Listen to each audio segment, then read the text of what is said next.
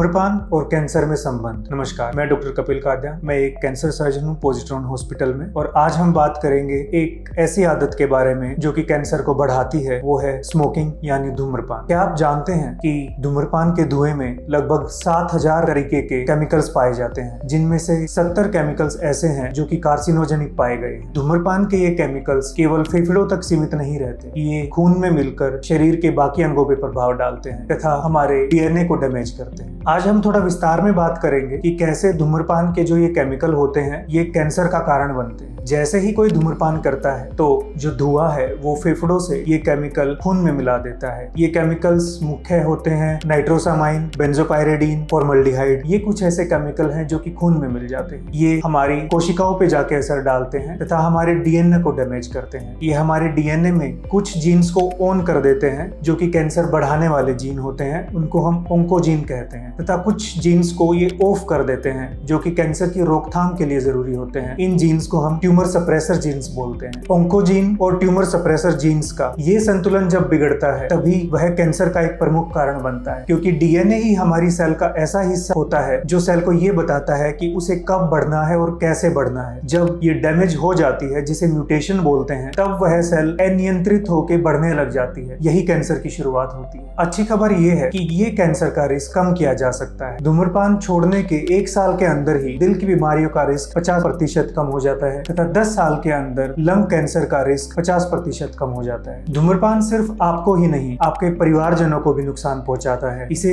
Second hand smoke बोलते हैं। जब आप धूम्रपान करते हैं तो जो धुआं उठता है, जब आपके परिवारजन या आपके साथ रहने वाले जब उस धुएं को इनहेल करते हैं, उनको भी वह उतना ही नुकसान पहुंचाता है जितना कि वो आपको पहुंचा रहा है। एक सवाल आता है कि इंसान धूम्रपान करता क्यों है? जब कोई इंसान धूम्रपान करता है तो उसमें निकोटीन नाम का एक पदार्थ होता है जो कि शरीर को रिलैक्स करने में मदद करता है। यही निकोटीन इंसान को लत भी लगाता है धूम्रपान की। इसी वजह से इंसान धूम्रपान लत का शिकार हो जाता है और वो बार बार उसी रिलैक्सेशन की चाह में धूम्रपान करना शुरू कर देता है। इसी निकोटीन की रिप्लेसमेंट करके हम किसी का धूम्रपान की लत छुड़वा सकते हैं। इसे निकोटीन रिप्लेसमेंट थेरेपी बोला जाता है। जब हम किसी को बिना धूम्रपान के अगर निकोटीन किसी दूसरे तरीके से दे दें तो उसकी धूम्रपान करने की जो चाह होती है, जो तलब होती है, वह कम हो जाती है। इस प्रकार धूम्रपान करने की इच्छा कम हो जाती है और किसी के धूम्रपान करने की लत को हम खत्म कर सकते हैं। आपका शरीर खुद को ठीक करने की क्षमता रखता है, बस उसे एक मौका दीजिए धूम्रपान छोड़ के। और याद रखिए, नवंबर का महीना लंग कैंसर के प्रति जागरूकता बढ़ाने का एक महीना है। यह महीना हमें यह याद दिलाता है कि कैसे हम लंग कैंसर से बच सकते हैं, बस एक धूम्रपान की लत को छोड़ के।